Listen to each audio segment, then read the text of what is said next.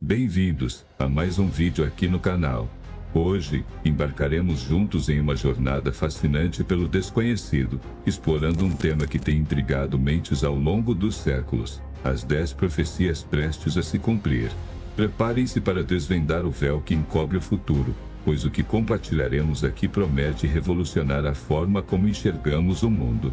Antes de mergulharmos nessas profecias impressionantes, peço um pequeno favor que fará toda a diferença. Deixem seu like e ativem o sininho de notificações. Assim, garantimos que você não perderá nenhum detalhe dessa exploração pelo iminente e misterioso.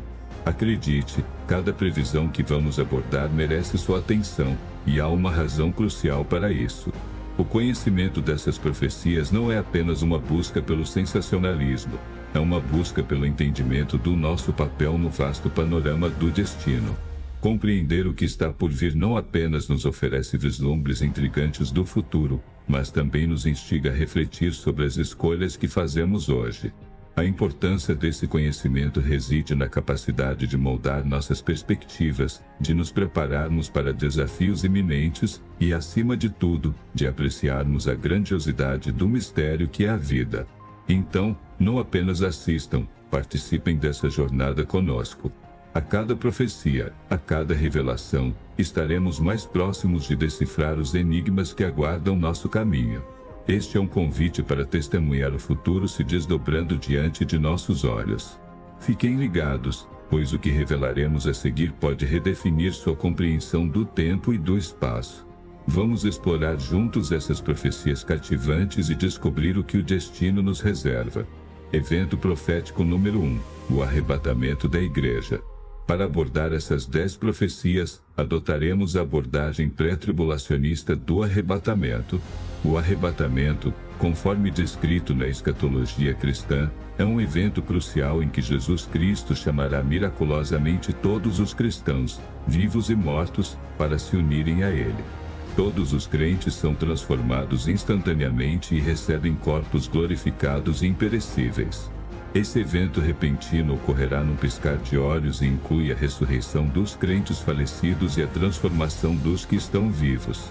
Para compreender o arrebatamento, é fundamental acreditar que ele ocorrerá antes da tribulação, um período de grande turbulência e dificuldades na terra, conforme descrito na Bíblia. Essa perspectiva, conhecida como abordagem pré-tribulacionista, sustenta que os crentes serão poupados da tribulação, sendo levados para estar com Cristo antes que esses eventos se desdobrem. O conceito do arrebatamento é notadamente respaldado por passagens do Novo Testamento.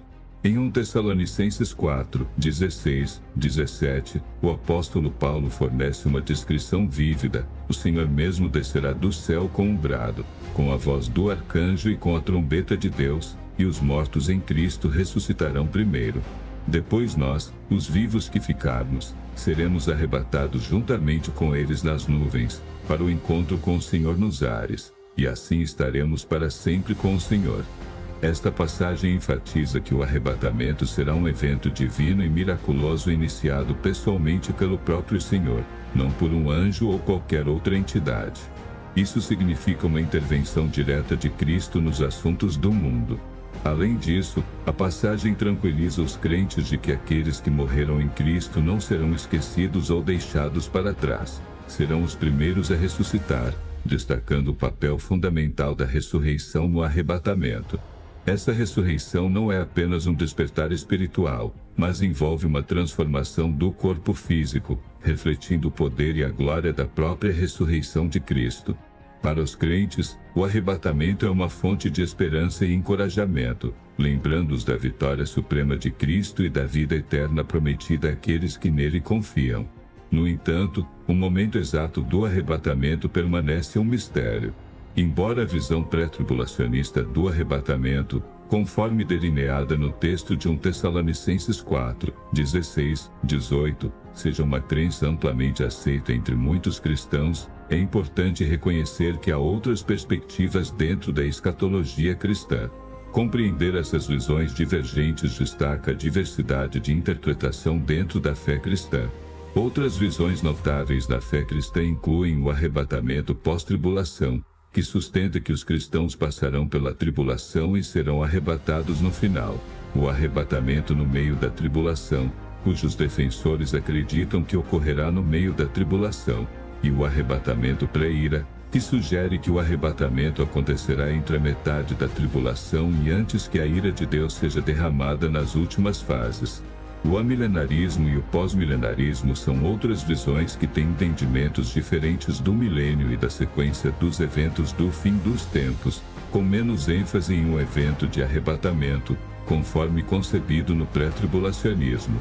Um sinal revelador de um cristão imaturo é aquele que acredita que apenas pessoas cuja teologia coincide 100% com a sua irão para o céu.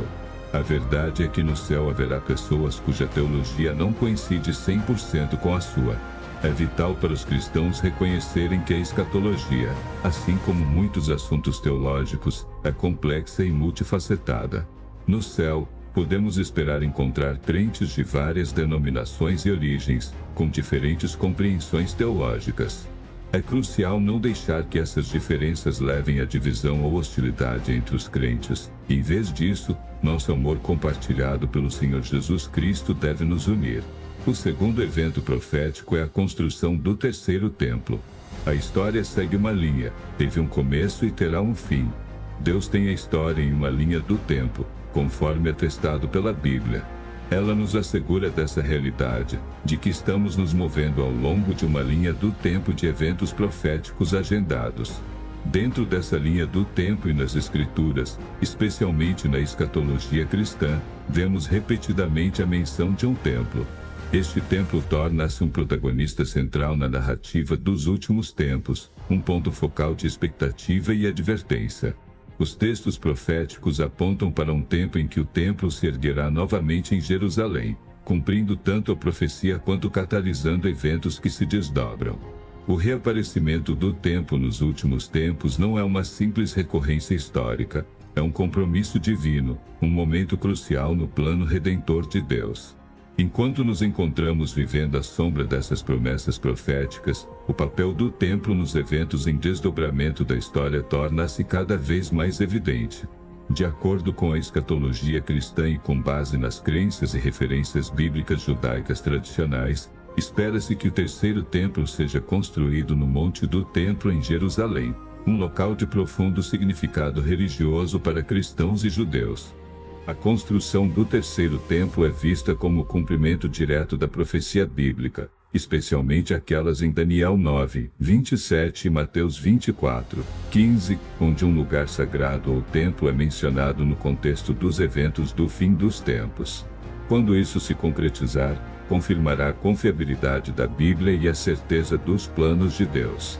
Novamente, Daniel 9, 27 afirma: ele confirmará uma aliança com muitos por uma semana, mas na metade da semana, ele porá fim aos sacrifícios e ofertas. E, sobre a asa do abominável, virá o assolador, até que a destruição decretada seja derramada sobre ele.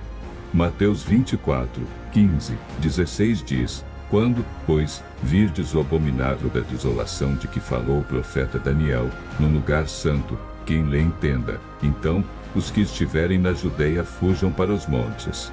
O terceiro evento profético é o surgimento da primeira besta. Apocalipse 13 nos apresenta uma figura formidável que é ninguém menos que o Anticristo emergindo do mar. Essa primeira besta é representada com 10 chifres e 7 cabeças, simbolizando seu imenso poder e autoridade. O dragão, representando Satanás, concede a essa besta seu poder, trono e grande autoridade. Essa besta, personificando o Anticristo, não é apenas um poder político, mas uma entidade blasfema que se opõe a tudo o que pertence a Deus. Ele é um homem energizado pelos portões do inferno. O mundo inteiro se maravilha com a besta, e sua influência se estende a todas as tribos, povos, línguas e nações. A ascensão do Anticristo ao poder será marcada por sua representação como um homem de paz, um líder carismático surgindo do caos da instabilidade global. Ele oferecerá soluções para os inúmeros problemas do mundo, seduzindo muitos com promessas de estabilidade e harmonia.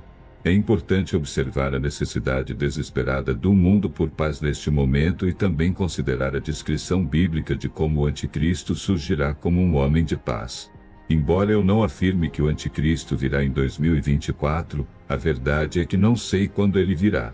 No entanto, meu ponto é simples: exorto você a observar a necessidade e os apelos desesperados do mundo por paz, bem como a descrição da Bíblia de como o anticristo surgirá como um homem de paz. Às vezes, me pergunto como o anticristo unirá o mundo em paz e fará com que o mundo o aceite sozinho como seu líder. O fato de o mundo se unir sob a liderança deste único homem deveria mostrar várias coisas, uma das quais é o nível de engano e o poder puro do engano do anticristo. A humanidade ouviu e obedeceu à regra de um único homem. Em que momento da história o mundo se uniu em paz sob o domínio de um só homem? Em que momento da história o mundo viu um homem como Deus? Em que momento da história as pessoas deixaram de lado suas ideologias sociais e políticas para seguir um só homem? Em que momento da história toda a humanidade deixou de lado suas crenças religiosas para adorar um só homem? Em que momento da história o mundo inteiro foi obrigado a portar uma marca ou símbolo como forma de lealdade a um único líder? Em que momento da história houve um sistema econômico global tão controlado que comprar e vender são impossíveis sem lealdade a um governante único? Em que momento da história um líder conseguiu realizar sinais e maravilhas tão grandiosos que enganam nações? Em que momento da história uma única figura política conseguiu intermediar a paz no Oriente Médio, especialmente entre Israel e seus vizinhos?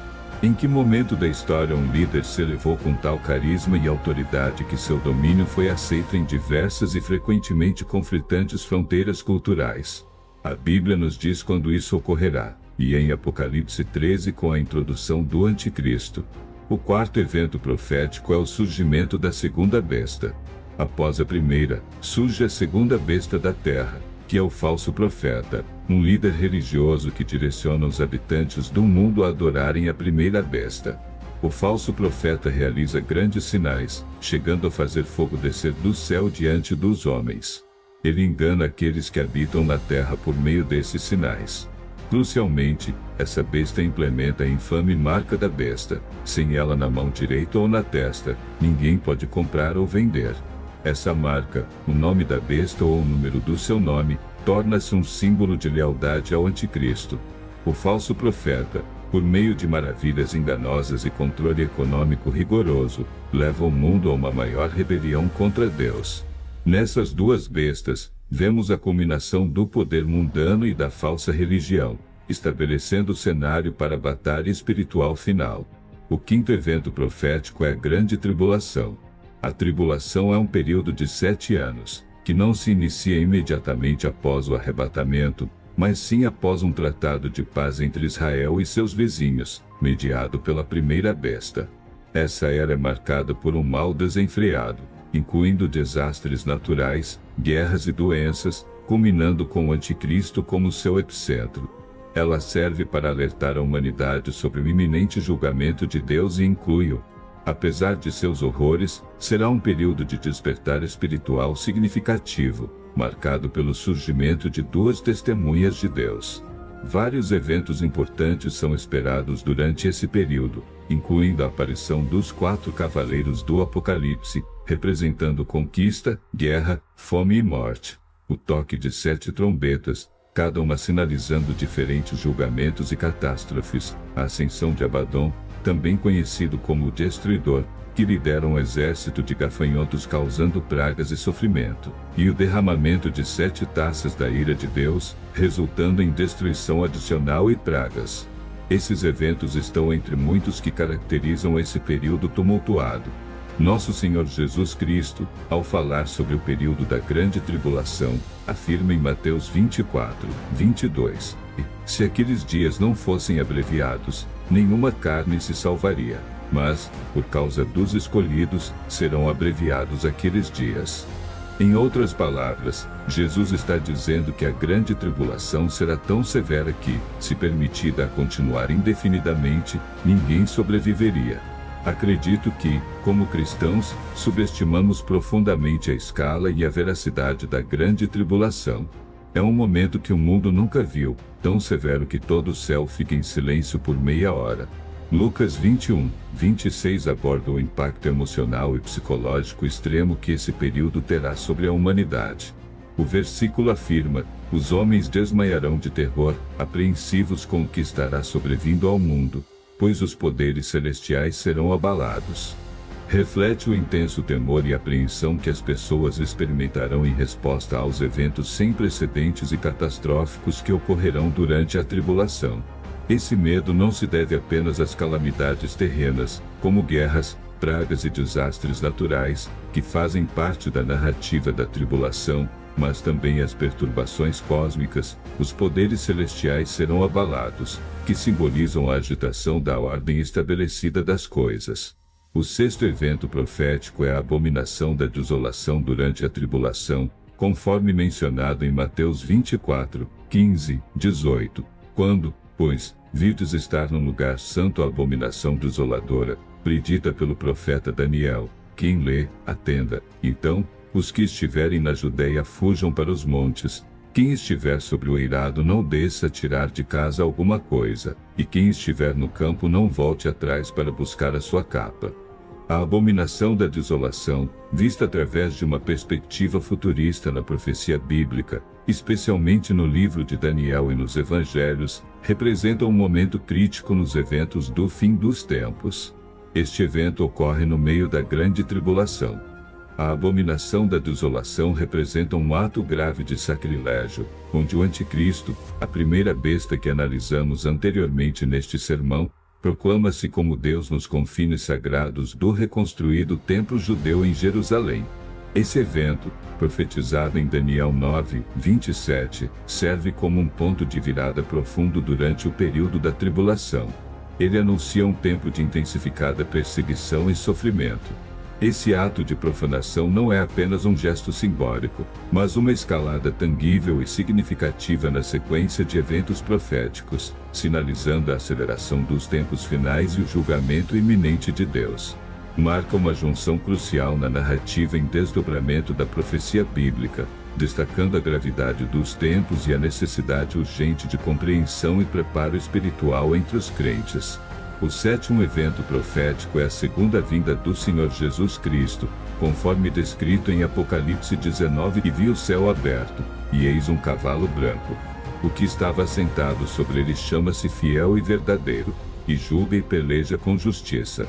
A batalha de Armagedon, que se desenrolará no futuro à medida que a tribulação chega ao fim, será um conflito tangível e significativo influenciado por forças demoníacas. Líderes mundiais reunirão seus exércitos para um assalto abrangente a Jerusalém. Liderando essa ofensiva estará o Anticristo, a primeira besta. No entanto, esse momento de crise também marcará a segunda vinda crucial de Cristo. Conforme detalhado em Apocalipse 19, Cristo não retornará como na sua primeira vinda, mas como um rei triunfante e justo, simbolizado como um guerreiro em um cavalo branco, emblemático da vitória e da retidão moral. O retorno de Cristo significa o fim do reinado do mal. Sua autoridade divina e poder serão starkamente contrastados com seu papel anterior como um humilde servo. À medida que Jesus Cristo desce à terra liderando as hostes celestiais, sua chegada será marcada pela sua posição no Monte das Oliveiras. Este é um evento monumental, pois Jesus não está retornando nas circunstâncias humildes de sua primeira vinda. Ele não volta como um bebê, nem para morrer na cruz, nem como um cordeiro. Em vez disso, ele retorna como governante supremo e rei supremo, promulgando a justiça, julgando retamente e travando uma guerra contra o pecado e a injustiça, cumprindo assim as promessas antigas de redenção e justiça de Deus. Na batalha crucial de Armagedon, Cristo e os exércitos celestiais enfrentarão diretamente as forças do Anticristo e do falso profeta. O resultado dessa batalha será a derrota total e inequívoca dessas forças do mal. Após essa vitória, tanto o Anticristo quanto o falso profeta serão lançados no lago de fogo, sendo os dois primeiros indivíduos a serem lançados neste lago.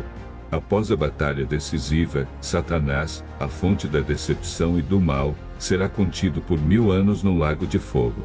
Na sequência dessa vitória decisiva, Cristo estabelecerá um reinado de 1000 anos, um período marcado por paz, justiça e governança divina, contrastando significativamente com o caos e a destruição da tribulação.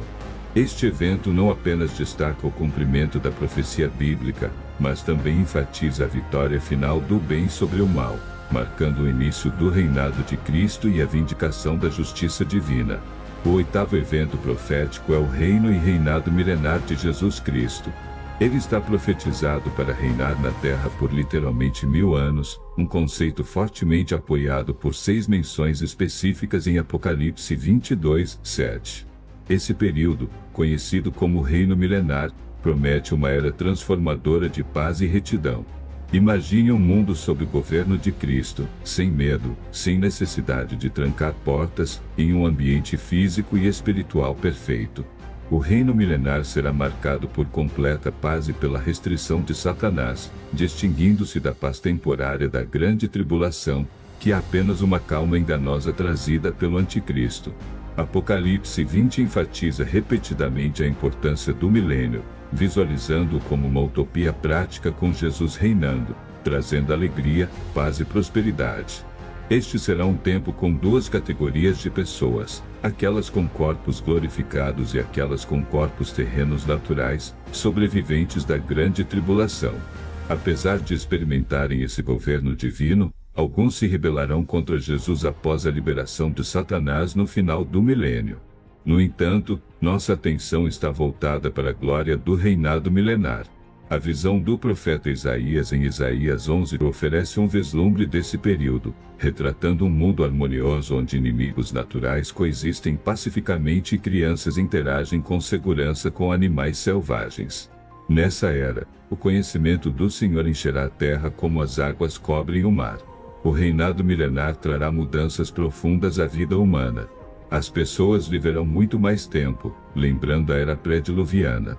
Isaías 65, 20 sugere que morrerá aos 100 anos será como a morte de uma criança. As melhorias na saúde serão tão significativas que as pessoas conhecerão várias gerações de seus descendentes, experimentando vidas longas com seus entes queridos. O reinado de Cristo promete um mundo vastamente diferente do hoje, marcado por longevidade, segurança e alegria. A sociedade será transformada, as crianças brincarão com segurança nas ruas, as portas permanecerão destrancadas e as pessoas caminharão sem medo à noite. O reinado de Cristo trará um mundo seguro, eliminando a necessidade de paz. Na era do reinado de Cristo, as preocupações dos pais sobre os perigos da sociedade contemporânea serão substituídas por um período em que as pessoas viverão vidas mais longas e saudáveis, interagindo com animais que hoje evitariam. É uma visão onírica que faz ansiar por sua chegada.